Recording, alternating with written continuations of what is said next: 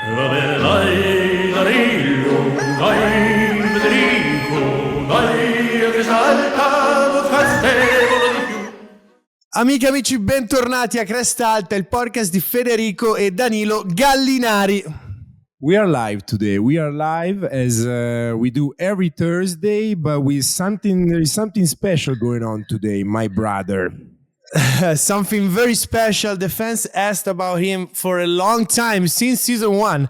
So, I had to bring him. He's here with us, Lou Williams. What's up, fellas? How we doing? They got out of you, brothers. I feel like I'm at home. How we doing today? Everything's great, man. Where are you at? Where are you right now? I'm out in LA, man. I'm out here working. I'm from ATL, but I spend a lot of time out in LA working on my shows. I'm in the multimedia space, doing a little podcast work, a little TV work. So I've been enjoying it thus far, man. How about y'all? What y'all got going on? What's new? Here in Detroit, we're connecting from Detroit. It's snowing, man. I was just in Atlanta a couple of days ago, and it was snowing there too. And but people would like to know, what did you do in the ATL, my dear Federico? My God. You were not in the gym, of course. Okay, of course. I mean, I usually texted Lou a couple of times when I went to Atlanta to just help me out and set me up. But I visited the city of magic. You know what I'm saying? That's usually where I go. We like to call it the magical kingdom, man. We go when I send it in the group chat to the guys, and I want to sneak off. I say, yo, I'm going to the magical kingdom later on if anybody want to meet me over there. So good vibes, man. Good vibes. Definitely Nothing magical in there. The wings are incredible. That's a must. So I already know. Good vibes. Good energy. Danny, how's everything? How was your day? Danny, how was your day? My day is great. I've been working on a lot of things, but the main thing, since I'm not playing basketball right now, I'm being a full-time dad, which is fun and a lot of work to do. Oh yeah. How you loving it, gal? I'm great. Based in the great city of Miami, Florida. Great weather. And just spending time with the family, working on a couple of projects for, after basketball life. Which is not done yet. I'm still waiting for NBA call, but if it's not coming, I'll go and play somewhere else. I don't know where, but I still want to play a little bit, so I'm not done yet. There you have it. But for now, just home. Just home, man. That's what's up, man. So, Will, I would like to talk to you and ask you a little bit more about your career, how everything started, how did you get to the NBA? Because I think you have a little bit of different path that people cannot do anymore, I think. So. Yep. Yeah, it just started. I was a kid with a dream like you guys, just trying to figure it out. And early on, I just realized I was talented. I realized basketball was going to be the thing that was going to stick. Play football, play baseball, play basketball. I didn't like contact anymore, so football was out. Pitchers, they start pitching too fast, so baseball was out. But I was putting up these 25 and these 30s as a kid. So I said, you know what? The gym's inside anyway. Let me try the gym. Let me try the indoor hoop and see how they go for me. Lou found out that contact was very good for him because he can go to the free throw line, I learned how to rig it up to my liking, man. And I just was a hooper. By my freshman year in high school, I realized that I was a little different. I was a little special. By the time I got to my junior year, there were conversations about me possibly being able to go to the NBA right out of high school, and that's all I needed to hear. I didn't care where I was going to get drafted, anything like that. I knew school probably wasn't going to be my path, and I wanted to go pursue a basketball career, man. And so after my senior year in high school, had an opportunity to get drafted, played for the Philadelphia 76ers for 7 years, and that's how my basketball story started. As fast as it started, the real journey began, and I was 17 years old in the NBA. Fede, you need to know that every basketball player starts as a rookie, and when you are a rookie, you have vets. But everybody has a different path, and I think that Lou had an amazing chance to start his rookie career with one of our favorite players, which is AI. Oh yeah, man, and you mentioned AI, Gal, and that's who I patterned my game after. That's who I wanted to be. I was an undersized guard. I was smaller, than other guys that played the shooting guard position, but I could score like AI. I was tough like AI. You know, I had a lot of those qualities that he had, man. And to be able to get drafted to the 76ers, I played with him my first 3 years in the league, and that was my vet. You know, he was nice some days, he was mean to me some days, but you know, all in all, that was my vet. That was my big I brother. know We got a great you relationship. told me a lot of stories on the plane, so a lot of stories we cannot tell on a podcast. But I would like for you to tell just one that we can actually share on the podcast with our fans. What I will tell you, fellas, is Gal and I, we played a lot of cards together. When we were teammates, when we were running around together, we played a lot of cards together. Some gambling, nothing too crazy. Gal didn't never let the game get too crazy. He liked to keep it. Gal liked to keep the Smart game. guy, smart guy. Yeah, he liked to keep the game in a nice, cool, gentleman-like pocket. Yeah. AI was the complete opposite. I done seen some $250,000, $300,000 hands on the plane that get out of control very, very fast, man. And when you're a young kid and you see that type of look, like in our day, now these guys don't really carry cash like that. Cash Yeah. is a thing. We got Listen, Cash App, we got my Zelle. last year in the league, like last year in Washington, nobody played cards. I go to Detroit, get traded to Detroit, nobody played cards. I was lost. I was lost. Oh yeah, listen, Gal.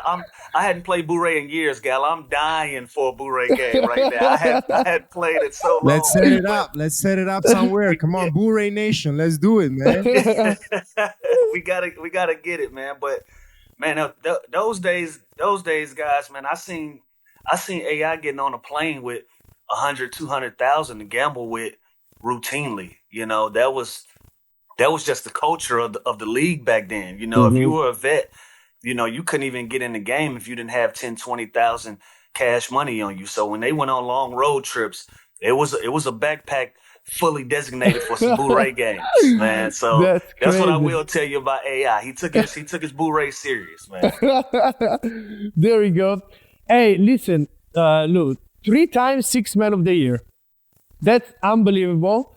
But I think it's a very it's a huge role in the NBA. The Six Man to me is a huge role.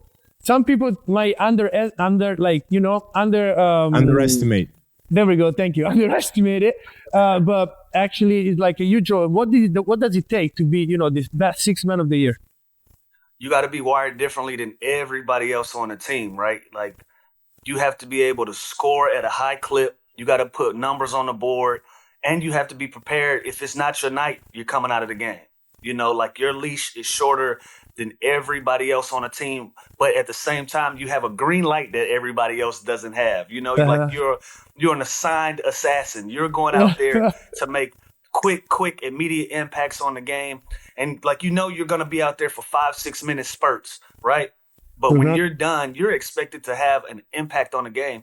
Some guys, Gallo will tell you, it takes some guys 5-6 minutes to get warmed up to figure out what's going on in the game. As a six man, you don't have that. I think that's what makes a six man differently than anybody else in the league, bro. Just going out there, having to do a job and have to have like a high successful rate, right? Yeah, you can't afford to have a bunch of bad games. You have a few bad games, we're going to figure out somebody else that can do it, or we're just going to allow our superstar guys to play extended minutes. That's the difference. One thing I respect so much about Lou's pet is that as good as you were in basketball, bro. If I was as good as you, there is no way I'm coming from the bench.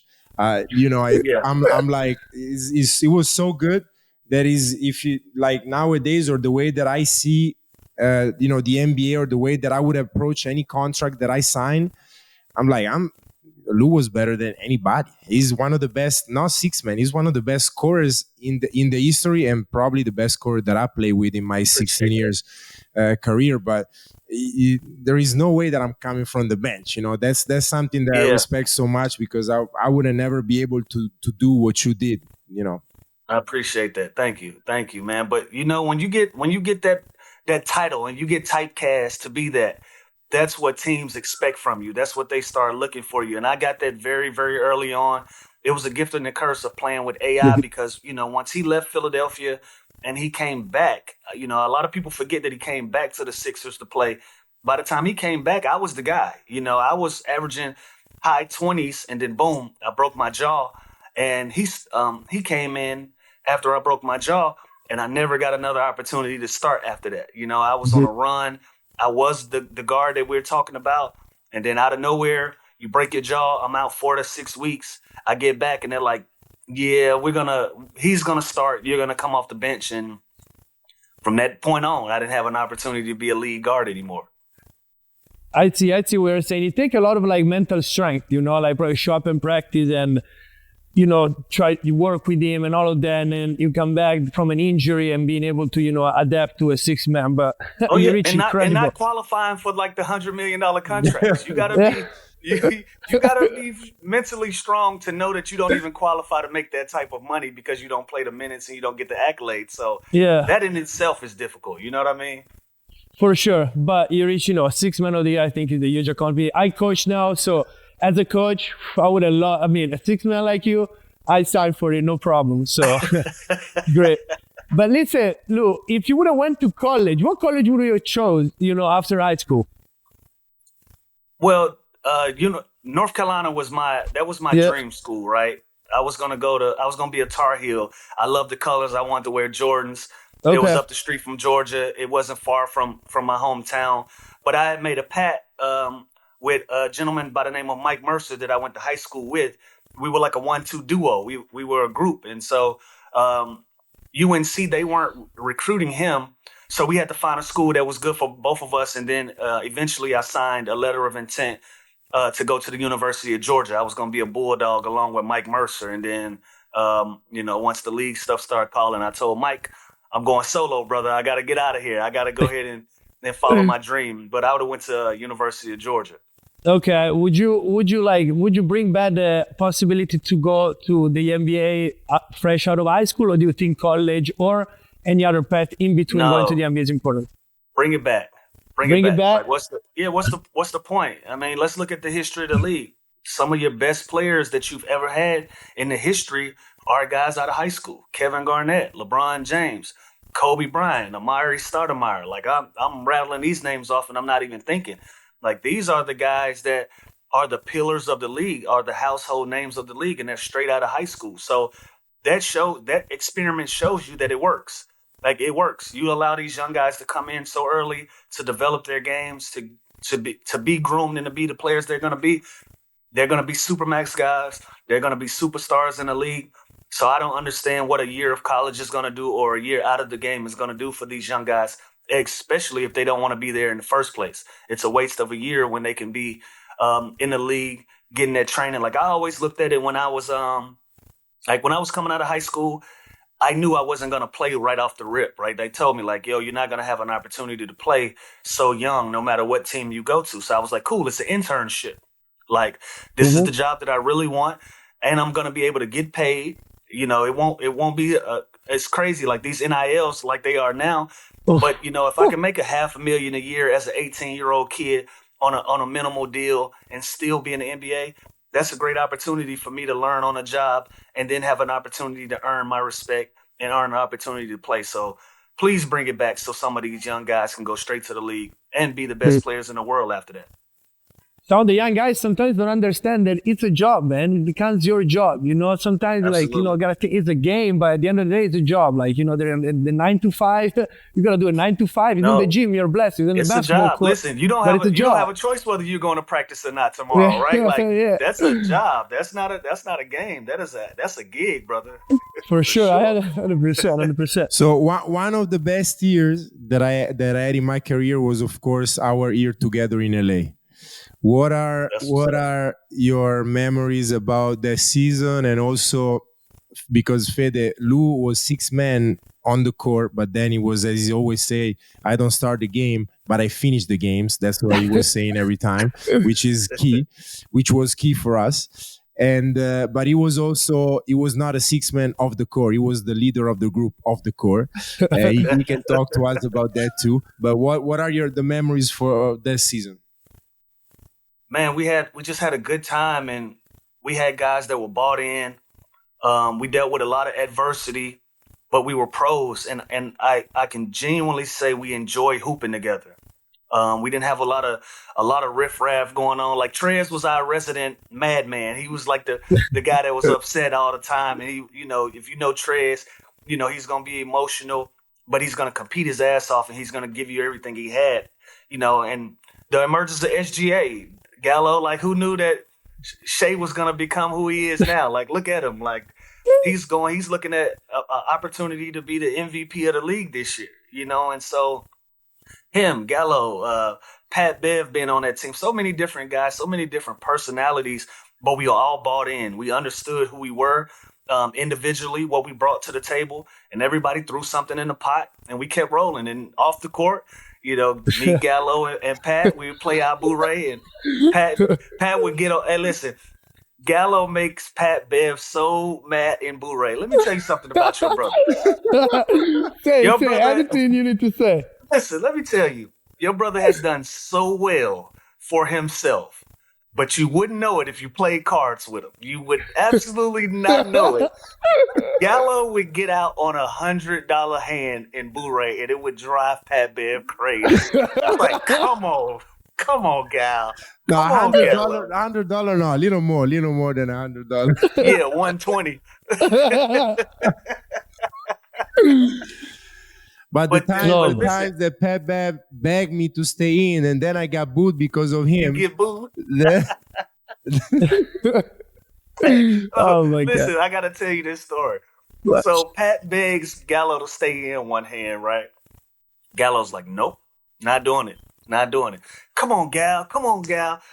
Gal stays in and gets booed. In his thick Italian accent, Gallo looks over at Pat. He says, hey, from now on, man, you do your thing, man. I'm going to do my thing, man.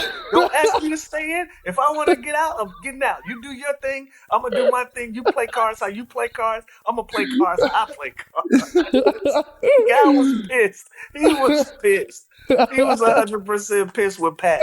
And from that moment on, Pat never asked Gal to stay in. Hilarious, man. Couple of times last year in Milwaukee, you did ask me, but we had a good thing going on with the guys, so he was playing the right way. That's what's up. Oh my God! Do you feel like there is like a difference between like nowadays players hanging out with each other outside of the basketball court compared, to your guys, both of you, when you were like younger in the league? Honestly, no, I don't think it's a difference. I think the only thing is we have social media now and you can see it, right? Mm-hmm. Like, I was doing my show yesterday and they were talking about Michael Jordan having the dome when he was filming Space Jam and how many guys were coming through there playing pickup and hanging with Mike and playing cards. And I'm like, yo, that's 30 years ago. Mm-hmm. And so this idea that now these young guys, like, oh, they're friends, they're buddies, like, they've always been buddies, and we should be. Like, this is a brotherhood. This is something special. You only got 350, 400 guys in the league every year. Everybody isn't experiencing this, so this is where you develop friendships. Gallo and I, this is where our friendship developed. Like, I don't know where else I'd meet some Italians. Where else would I meet some Italian guys at besides playing basketball? You know what I'm saying? So I think these young guys, they hang out just as much as the older guys did back in the day. I hate that we give them a hard time and saying that they're too buddy now. You know what I mean? But I think it's the same thing. I see, for sure. Danilo, for sure, they don't play cards as much as we did, because in the last, like I said, the last 2 years I've been with these like rebuilding teams, new teams, young teams, and they're like, no, we don't play cards. But okay. Because you know why, Gallo? They're phasing out the vets. There's no real vets on these teams anymore. They got to make a decision whether you're going to sign a vet or whether you're going to give a young guy a two-way or a mid-level or something like that. And now teams are going towards giving these guys these two-ways opposed to signing vets. So there's nobody there to teach the game no more. Yeah, you're right. That's true too. How do you stay in shape, or do you play any other sports? Do you still play a little pickup basketball? Shape. Yeah. I ain't in shape, Gallo. Are you kidding me? Oh my God. Hey, no, man, listen, I played a little bit in the summer. I played some pro-am basketball this summer, man, and it took me about 4 months to recover from that. Literally. It took me 4 months. I think from that was in June, I want to say. And the first time I picked up a basketball was about 2 weeks ago. Not bad. Still got the touch? It's like riding a bike. Can't lie. It was There like we riding go. a bike. Riding a I can't lie. There I we look go. good. My win was nasty, but I look good. Oh Fede, my what's the God. scout report on Lou? Tell me the scout report on Lou. You are preparing the team to play against Lou. What's the scout report? Come on. Just get your hands out of the way, man. It's gonna get you in foul trouble every time, man. Get your hands out of the way, bro. Hey, Fede, do you know that the NBA changed the rules because of Lou? Did you know that? That's an interesting story. Gotta tell the Yeah. story. We were rigging up the game so much with the fouls. Like if a guy had his hands way out, we were swinging way over here to get the foul. You know, especially if you were in the penalty, you got to think I'm coming in the game with 3-4 minutes left in the first quarter. By then, teams are on the brink of being in the penalty, and I knew that. So I'm like, let me give me a couple free throws to get warmed up, to get going. And so usually, on a second group, it's probably going to be a young guy. It's probably going to be a rookie, a second-year guy that they're going to put on me or something like that. I'm going to teach them a lesson in hands. Get your hands off me, bro.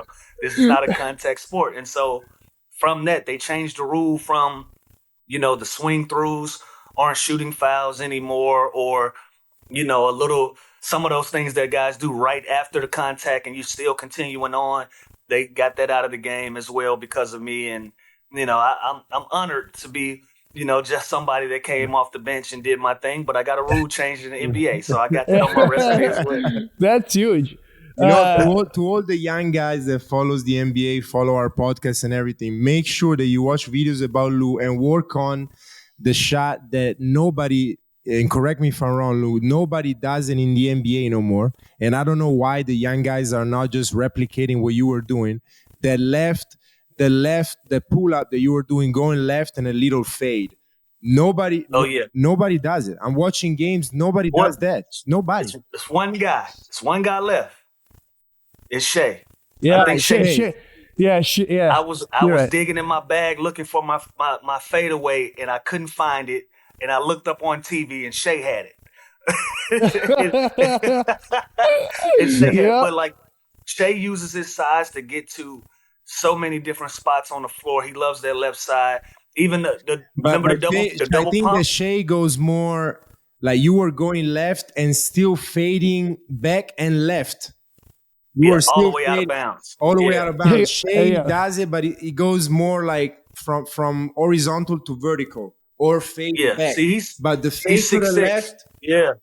I haven't seen anybody doing that. Yeah, see, and that's the difference. See, he's 6'6", so he can go towards the contact. I'm 6'1".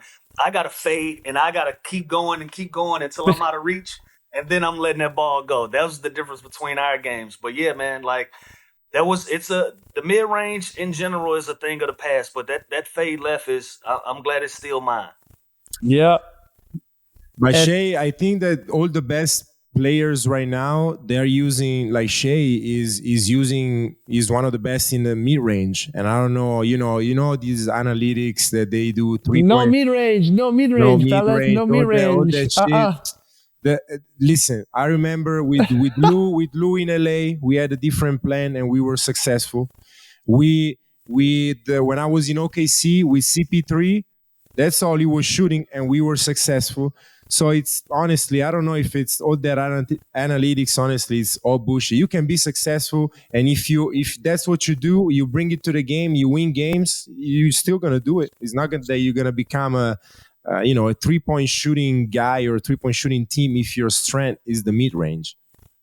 Yeah, and think about how the fans are feeling. The fans are saying that the ratings are down because you're shooting too many 3-pointers. It's like that mid range. That allows guys to be creative, right? Like, even if I'm not going to shoot it, I can put it on the floor. I can get fouled. I might put it on the floor, and when I'm done with that, I might put it on top of your head. Like, you get a lot of activity from the mid-range game that I think a lot of teams should get back to. But like you said, the analytics and all of the numbers have played such a part in the game now that it's kind of watering it down. We got to get back to being creative, man. Yeah. For you, Fede, go and watch. For the young guys, go and watch some fades of Lou. But also for you, Fede, you don't know this. I know, of course. But Lou was an amazing athlete, just so you know. He had a 40-inch vertical, if I'm not mistaken.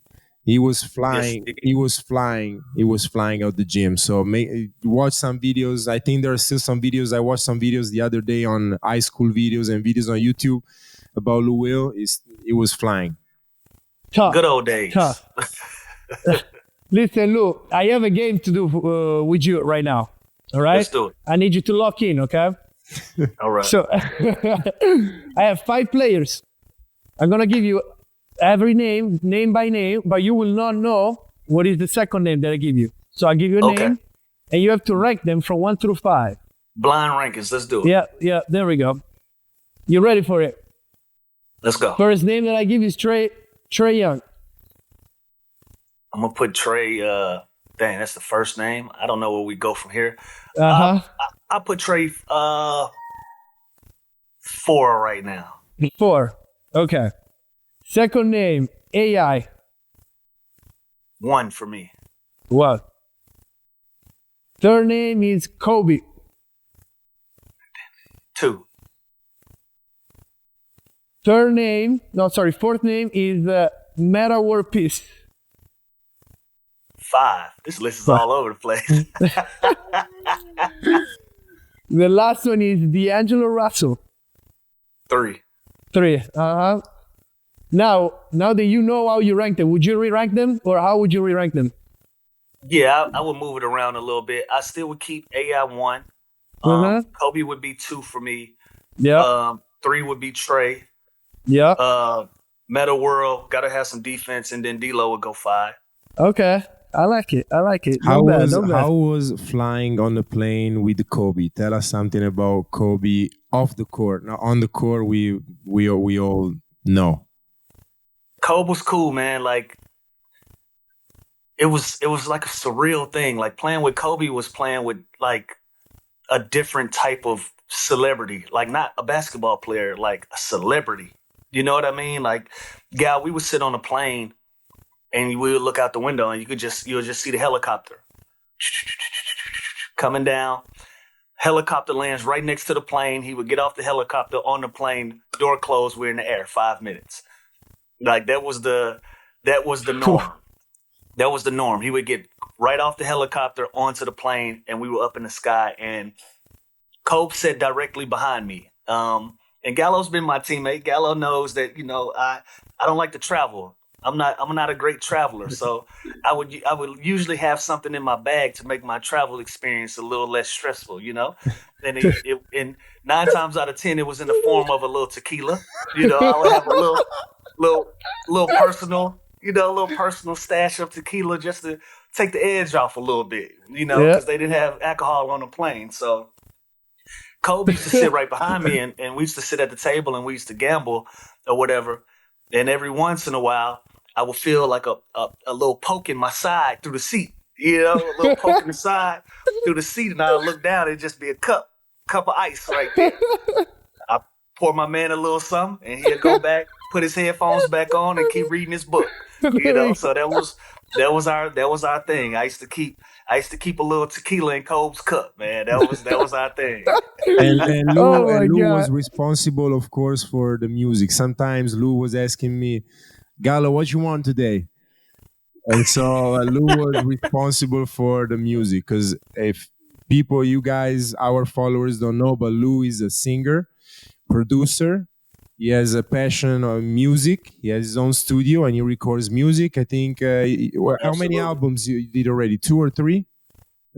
I've put out 3. I got about 5 in my phone that I haven't put out, that I probably won't put out, but I've publicly put out 3. But yeah, I was in charge of the aux cord on the planes, and like I said, man, Kobe was just a special type of guy. He would just read books, stay to himself on the plane, but every once in a while he wanted something to drink, and I had it. No bad.